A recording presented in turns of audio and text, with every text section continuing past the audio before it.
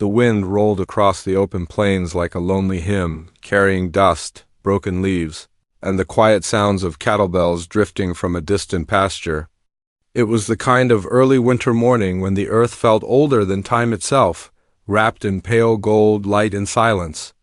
A thin, weary farmer stood by the edge of his small field, staring at soil that refused to yield anything more than stubborn weeds and cracked earth. His hands were rough, his boots patched, his coat worn thin from too many seasons of hard living. Folks around town barely noticed him. If they did, they only saw a man barely holding on. No family, little money, and dreams buried deeper than seeds he never had enough grain to plant. Yet his heart held a quiet steadiness, a kind of patience that came from loss and years of working the land alone. That morning, as he tried to repair a broken fence post, he sensed something strange far off beyond the line of cottonwoods near the creek. A rider moved slowly toward him, though the horse seemed tired like it had traveled through harsh country. The figure riding it sat tall and balanced, wrapped in a handmade blanket, hair tied back with feathers and beads that caught the light. She wasn't just passing by. She rode straight toward him without hesitation. As though she had been following a map drawn by instinct alone, he brushed the dirt from his palms and stood still, not wanting to show fear yet unable to hide the confusion building in his chest. Travelers rarely crossed his land. Most chose the main trail leading to town. This path led only to his broken fences, fading crops, and quiet loneliness. As the rider neared, he noticed the paint on her horse's coat, the leather stitching on her clothing, and the calm strength in her posture. She was Apache, proud and self-possessed, carrying the kind of presence that made the wind seem to pause. Her face showed fatigue and determination, as if she had endured miles of cold nights, hunger, and purpose that pushed her forward. She rode close enough that he could see the dust on her boots, the faint scars on her arms, the care put into her traditional jewelry. She dismounted, slow but steady, and for a moment neither spoke. The silence felt like a long breath held by the land itself. His heart pounded without reason he could understand, as though the world had shifted beneath his feet. She stepped closer, speaking with a calm voice that carried weight.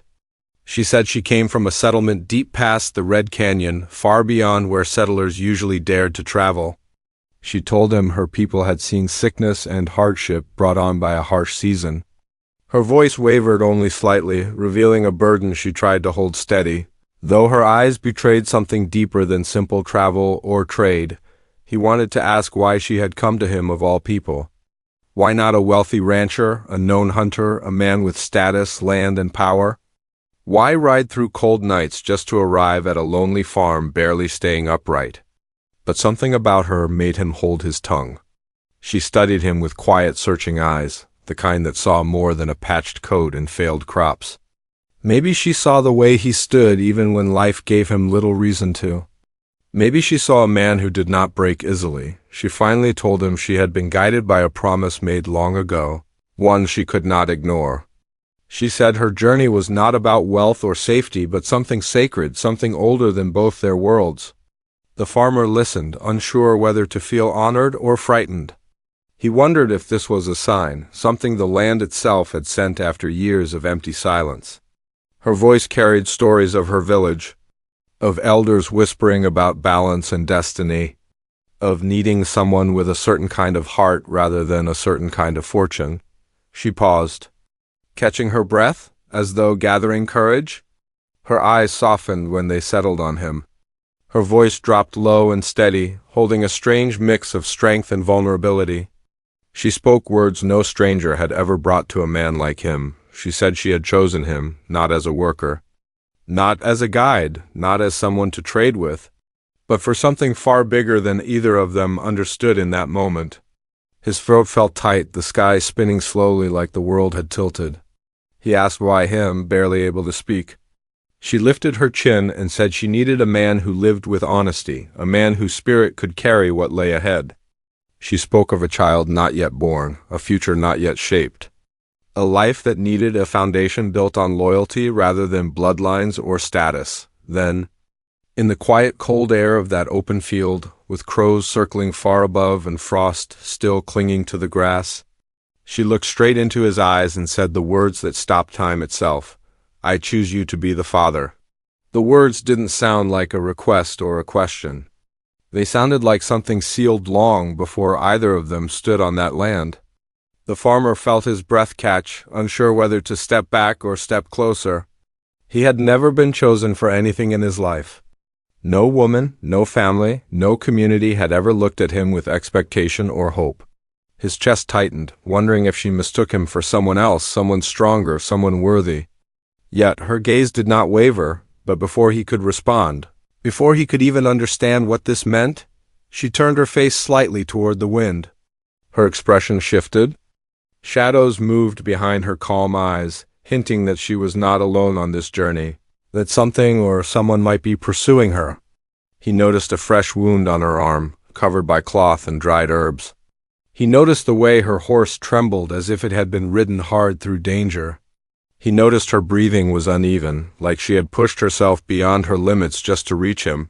He started to ask if she needed help, but she suddenly stumbled, catching herself on the fence post. For the first time since arriving, she looked unsure, vulnerable, almost faint.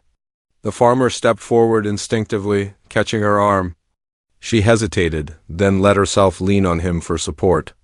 As though trust had already been decided, yet, just as he held her steady, something rustled in the distance near the creek, hoofbeats, not slow or wandering, but fast, deliberate, closing in.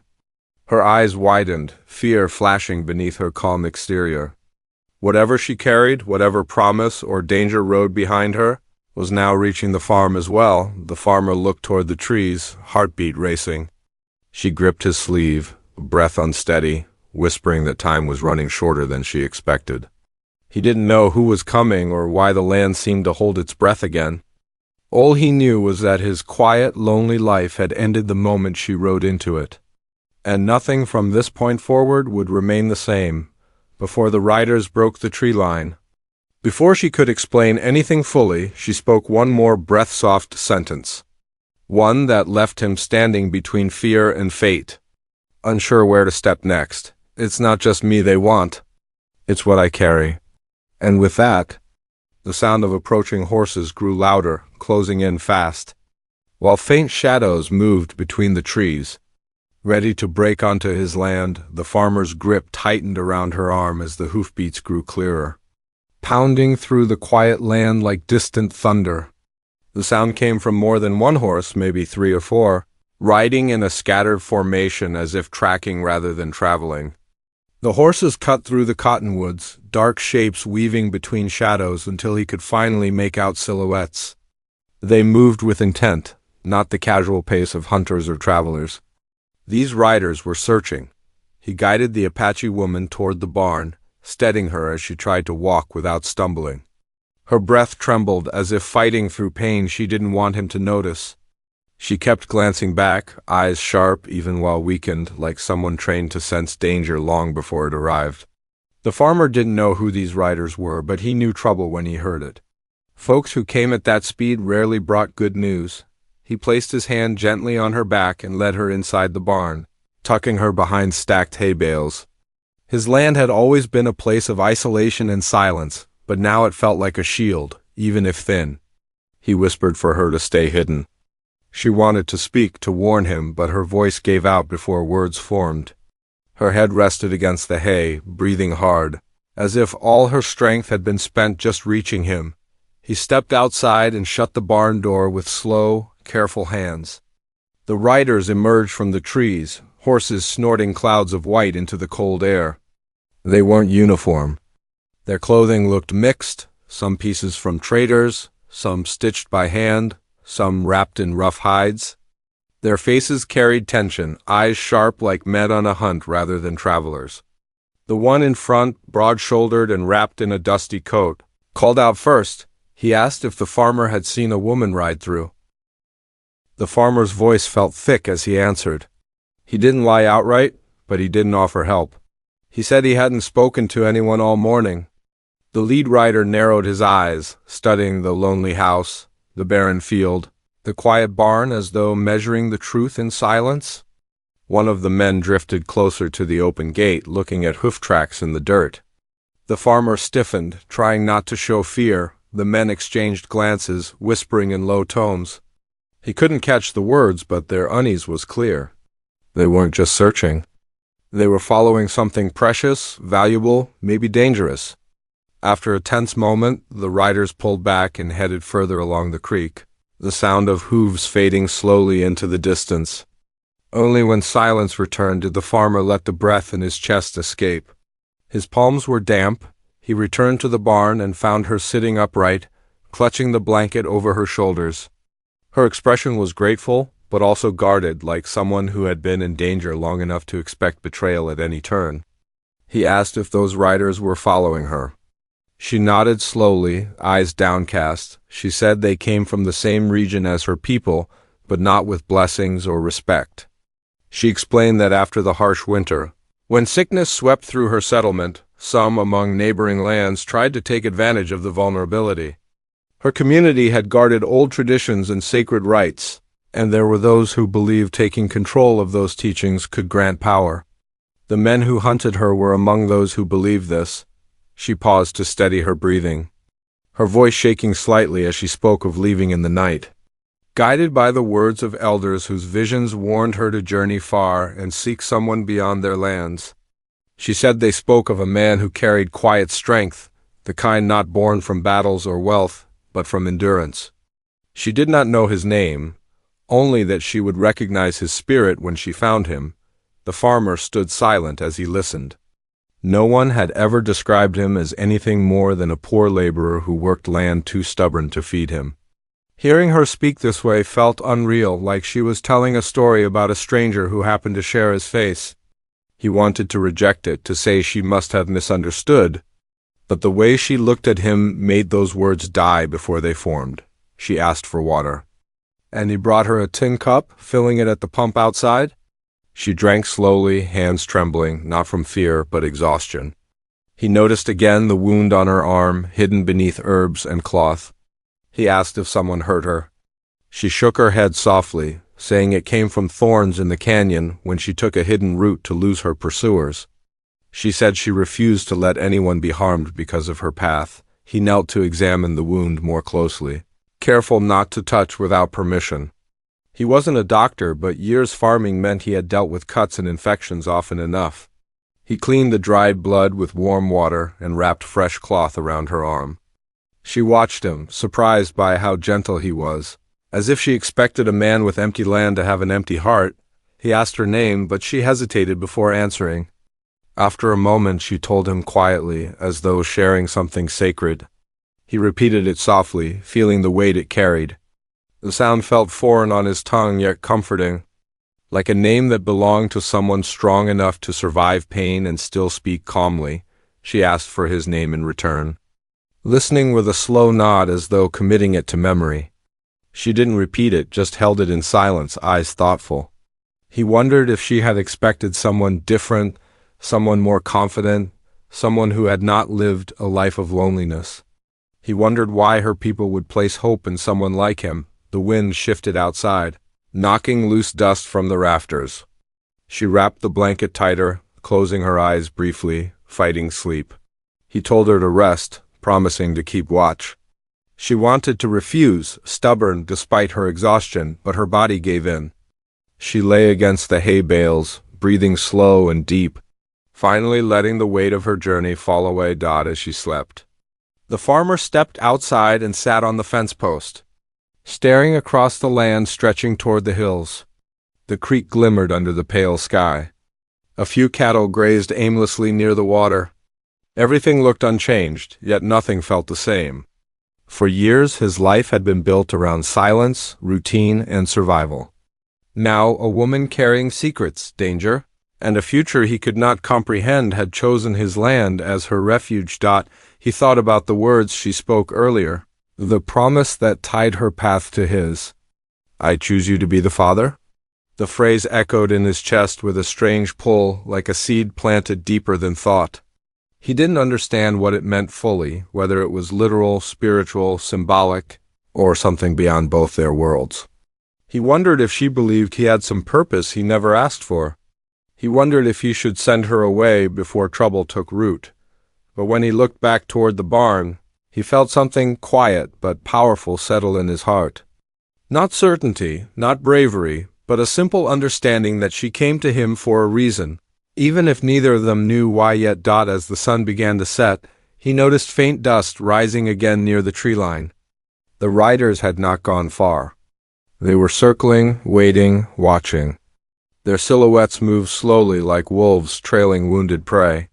He felt the prickling realization that the danger wasn't passing. It was closing in, tightening like a noose around his land. He stepped back into the barn to wake her gently. But before he spoke, she opened her eyes as though she had felt the change in the wind. She rose slowly, pain tightening her jaw, and placed her hand on his arm.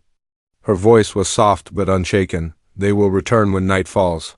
He swallowed hard, knowing he wasn't ready for what was coming. She looked at him, calm despite exhaustion, and whispered something that made his pulse quicken. "The choice has been made. Now we see why?" Night settled slowly over the land, drawing shadows across the fields and turning the horizon into a dark line that looked endless. The lantern inside the barn cast a faint glow, lighting just enough space for the farmer and the Apache woman to prepare for whatever might come. The air felt heavy, not just with the cold night wind but with unspoken fears and questions neither had dared to confront yet. The farmer kept checking the fences and tools he could use if trouble reached his doorstep. He had no rifle worth trusting anymore, only an old single shot that misfired half the time. The rest of his tools were meant for farm work, not defense. Still, he gathered what he could. A dull hatchet, a rusted iron bar, rope, and the old pitchfork that had belonged to his father. It felt strange preparing for danger like this. He had spent years believing no one cared enough to bring him harm. Inside the barn, the woman quietly tightened the strap on her satchel, her breath slow and steady. She moved carefully to avoid tearing the healing wound. The farmer noticed she carried very little. A small pouch of dried herbs, a carved piece of stone wrapped in leather, and a folded cloth marked with hand-painted symbols. None of it looked valuable in a way men typically fought for, yet the riders had chased her across cold miles. Whatever she carried was not just possession, but meaning. He asked if the riders wanted the item in her pouch. She said the stone represented something old, tied to knowledge passed down through families long before settlers laid claim to the land. People who misunderstood it believed it brought authority, or the power to lead. What it really offered, she said, was guidance, a way to seek truth in times when people forget their path.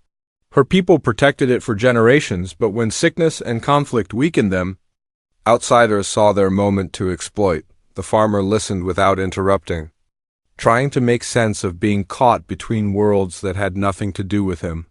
He asked why she didn't leave the stone with her elders. Her eyes lowered to the earth as she answered. The elders had entrusted it to her alone, believing that keeping it hidden among familiar lands was no longer safe. They believed protection would come from places others would not look. That path led her to him. Outside, the wind rustled the tall grass, and faint hoofbeats returned, distant but steady. They weren't charging, just circling like hungry coyotes waiting for weakness. She rose slowly, clutching the side of the stall to keep her footing. He urged her to rest, but she shook her head. She said rest was a luxury when those who hunted her were willing to wait until the dawn to strike. He wanted to understand more. Wanted to pull her into the safety of his home and bar the doors. But he knew wood and nails wouldn't stop men with reason to fight. She walked toward the barn doors, stopping short as pain tightened her face. He steadied her again, hands firm but gentle, and she allowed herself to lean into him, just long enough to regain balance. Something softened in her expression when she looked at him. Maybe she saw worry instead of fear, concern instead of self-preservation. She asked him why he lived alone if he had once had family nearby.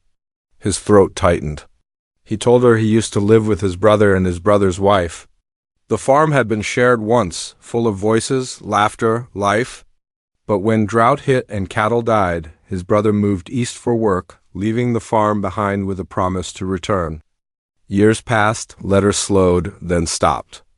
The farmer remained, holding on to land that barely held on to him. She listened quietly, eyes thoughtful, understanding the weight of being left behind.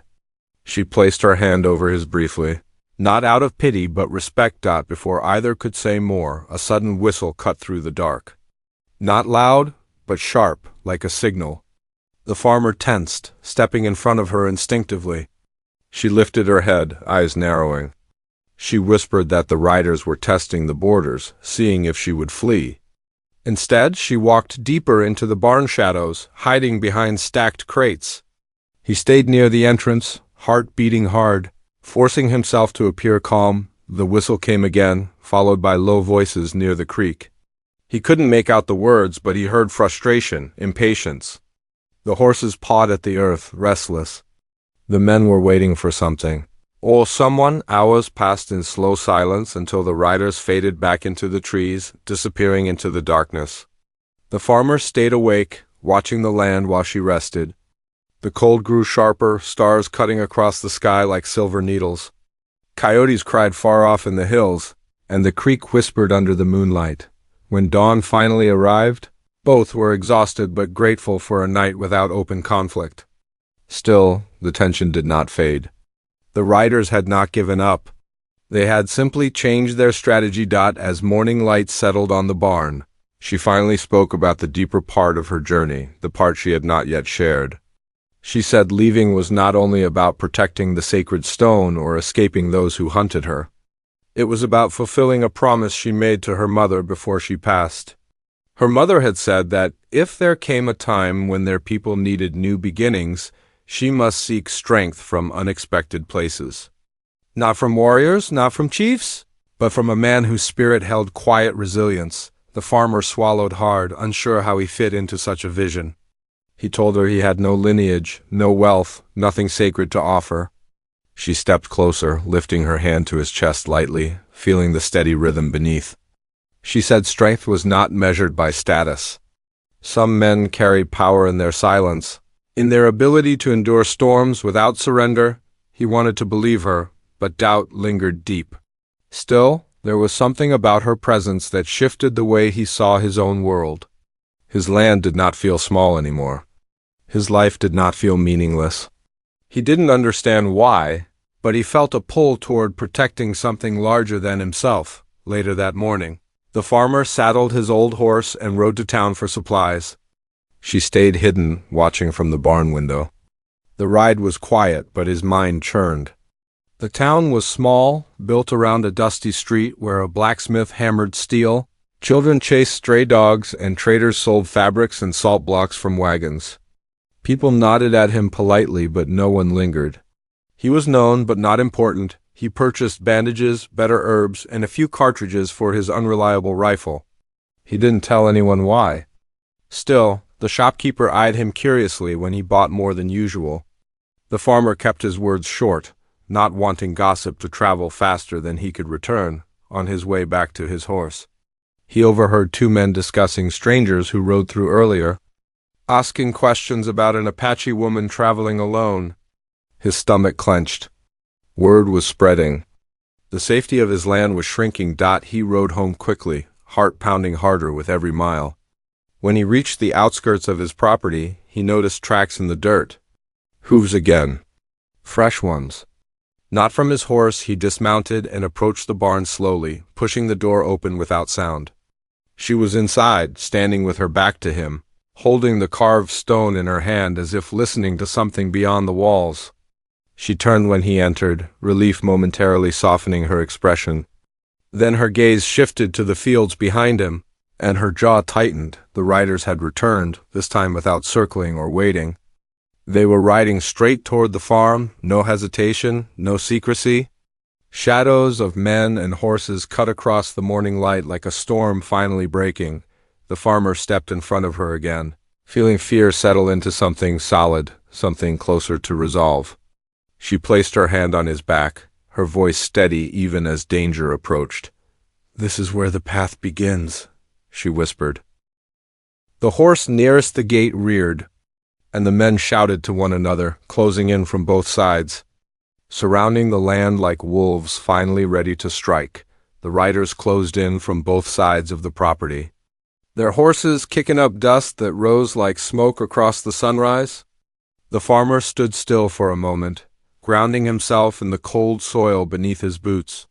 He felt unprepared, terrified even, but something inside him refused to step aside. The Apache woman stood behind him, silent but steady, her hand lightly touching his back as if lending her strength through simple contact. The lead rider drew his horse closer, eyes narrow and watchful. He lifted his chin and asked again if the woman was here. His tone carried confidence, the kind used by men who believed the world would bend if they spoke firmly enough. The farmer didn't answer right away. He did not want to lie, yet he refused to betray her. His silence alone seemed to irritate the riders, their shoulders stiffening as though they already took refusal as challenge. The woman stepped forward, just enough that the rider could see the edge of her blanket. The farmer's instinct was to shield her, but she calmly kept a hand on his arm, signaling she wanted to face this moment herself. The men shifted in their saddles, surprised she revealed herself so easily. The leader demanded she return with them. He claimed she carried something that didn't belong to her, something she had no right to protect. She lifted her head, voice soft but unwavering. She said the stone was entrusted to her by those who held its meaning long before these men were born. She reminded them that tradition was not possession and that no one could take what was not given by choice. Her words only fueled their frustration. One rider snapped that their leaders wanted to use the stone to unite lands, to command influence over tribes and settlers alike. He spoke as though power justified everything. The farmer noticed something then. The men spoke with desperation, not just greed. They seemed like men who had chosen a path they now felt trapped inside, too afraid to turn back. But that did not make them less dangerous. When she continued to refuse them, the lead rider raised his hand, signaling the others to dismount. They spread out, stepping off their horses as though preparing to seize her by force.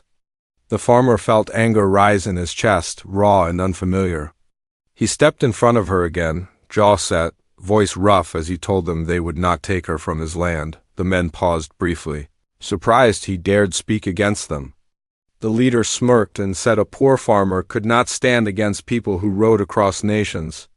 The farmer held his ground anyway. The silence between them grew heavy, waiting to snap, when one rider stepped forward. The farmer grabbed the pitchfork at his side. His hands shook, but his stance did not. That tiny act of defiance shifted the air. The men stopped advancing, unsure whether to laugh at him or take him seriously. The woman stepped forward again, placing her hand on the pitchfork and lowering it slowly. She whispered that violence would only feed their purpose, not protect what mattered. The leader's eyes narrowed as he watched the two of them, noticing the trust between them. He said she was making foolish choices, clinging to traditions that would soon disappear. She answered that she was not clinging but carrying something forward to a future where it would still hold truth. Her calmness unsettled the riders more than any weapon could. The standoff ended not with swords or gunshot, but with a warning. The men remounted their horses, promising they would return at nightfall. They claimed they had a larger group waiting beyond the hill. They would come prepared, and the next time they would not leave empty-handed. The farmer watched them disappear into the distance, heart pounding with dread. He looked at the woman, hoping for guidance. Her face softened, though exhaustion pulled at her features. She said the riders believed they wanted control, but what they really feared was losing their place in stories that no longer needed them. She told him power built on fear collapses when confronted by people who stand without it. He led her back inside the barn, and there the tension grew deeper. She sat on a hay bale, shoulders slumped, trying to conserve strength. The wound on her arm throbbed again. He brought fresh water and warmed cloth to clean it. She didn't hide her pain this time. While he worked, she spoke more openly about her journey. She said the stone was not just a symbol, but a reminder of roots and connections. It contained markings that mapped ancestral lands and sacred places meant to be protected, not ruled. She told him her mother spent her final days, warning that those who chased power would try to rewrite the land's memory. Her people feared that losing the stone meant losing their voice in the world's shifting future. The farmer listened quietly, realizing this struggle was not just hers but part of history moving beneath their feet. He asked again why she chose him. She looked up, her voice almost a whisper, saying she didn't choose based on sight or status, but by the way the land responded when she reached his farm. She said his strength was not loud, not forceful, but steady like earth that could grow something even after years of drought.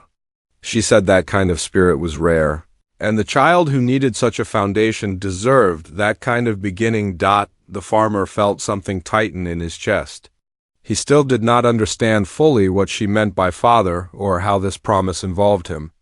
But he understood now that she was not speaking about ownership of life, but responsibility to shape a future that could heal old wounds. As afternoon turned to evening, she insisted on going outside to walk the land. She said she needed to feel the soil beneath her feet to understand how to stand her ground by nightfall. He warned her that the riders could return at any moment. She nodded, saying that fear could not decide her steps. He walked with her across the field, keeping close enough to support her when her legs weakened. The land felt tense beneath the fading light. The creek reflected streaks of red clouds, and the wind carried distant movement. They stopped near the tallest cottonwood tree. She placed her hand against the trunk, closing her eyes, whispering something in her native tongue. The farmer felt like he was watching a moment older than both of them, something sacred meant to anchor her spirit. As darkness approached, distant fires flickered across the hills. The riders had set camp where they could watch the farm through the night. Their silhouettes moved along the horizon, preparing, waiting. The farmer swallowed hard, knowing dawn might bring a battle he was not ready to face. He looked at her standing by the tree, calm despite the storm gathering. She stepped closer to him, placing her hand on his chest again. She said the night was not about winning or losing, but about showing that some things could not be taken by force. He wanted to promise he would protect her, but the words felt too small. Instead, he whispered that he would not abandon her. Her expression softened as though those words mattered more than any vow of triumph. The fires on the hills multiplied. Horses gathered. Shadows moved like an army of ghosts preparing to descend at sunrise. The farmer and the Apache woman walked back toward the barn together, slow and silent. Bracing themselves for whatever sunrise would bring, the world felt as though it was holding its breath, waiting for the moment everything would break. The night felt endless, stretched thin by worry in the glow of distant campfires across the hills. The farmer didn't sleep. He sat by the barn door with the old rifle across his lap, ready in case the riders chose to strike early. The horses in the field shifted anxiously, aware of the tension settling into the land. Inside, the Apache woman rested against a stack of hay, eyes closed, breathing steady yet shallow. Though she tried to conserve strength, he could see how the long journey and the wound had worn her down. Still, she carried herself with quiet resolve, as if dawn wouldn't shake her spirit no matter what waited on the horizon. When the first light rose, the land turned soft gold and frost shimmered across the field. The fires on the hill died down one by one. The riders mounted slowly, silhouettes moving like a herd of shadows ready to sweep across the plains. The farmer stood tall beside her as she stepped out of the barn, her blanket around her shoulders, hair catching the wind. There was no tremble in her stance, no fear in her eyes. She walked forward as though she had been preparing for this moment long before the journey ever began. The lead rider approached first, stopping at the broken fence that marked the boundary of the farm. The others followed behind him in a wide arc. The farmer noticed something had changed in their faces. They looked tired, worn down by their own choices, as if the night had given them time to think. The leader demanded again that she return with them, voice louder but less certain. He insisted their cause was justified, that their leaders needed the stone to rebuild influence and restore their place among the people. She stepped forward, lifting her head high. She said power built from force leads to fear, and fear never guides people toward truth. She told them the stone did not belong to those who demanded control, but to those who protected its meaning.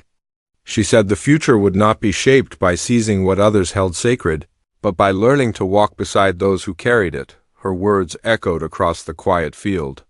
Even the horses seemed to still for a moment. The leader dismounted, anger and doubt wrestling across his face. He claimed her journey would leave her alone. She answered that she had not crossed the land looking for armies or titles. She sought a man who understood the weight of responsibility, someone whose spirit could hold a future with patience rather than conquest. Her gaze shifted toward the farmer, and the riders turned, following her eyes. The farmer felt heat rise in his chest. He did not feel heroic or chosen in any grand sense, but he understood now that her purpose was not to place power in someone's hands, but to build something new alongside a person whose strength came from living through quiet hardship. He stepped closer, not out of pride, but commitment, and told the riders she chose her path freely. He said forcing her back would make them no different than the conflict they claimed they were fighting. Silence spread again. Wind passed through the grass in long breaths. The riders looked to their leader, waiting for him to decide whether pride mattered more than peace. Finally, he lowered his shoulders and stepped back. He said they would not take her by force. He admitted that if they returned home with blood on their hands, the stone would lose its purpose anyway. The men turned their horses away one by one, riding back toward the ridge with heavy expressions. None of them celebrated. They simply left, carrying the weight of choices they finally understood could not lead where they hoped. When the last rider disappeared over the hill, the land felt lighter, as though the soil itself could breathe again. The farmer let out a long breath he didn't realize he had been holding. The woman watched the horizon, eyes reflecting both sorrow and peace. She didn't smile, but relief softened her posture. The danger was gone, not because she hid or fought, but because truth stood firmer than fear. The next days passed slowly as recovery began. The farmer tended her wound with new herbs and careful hands. The swelling faded, color returned to her face, and she regained strength. She helped mend fences and walked the land with gentle steps, learning the rhythm of the place. Sometimes they spoke about her people, their traditions, their beliefs.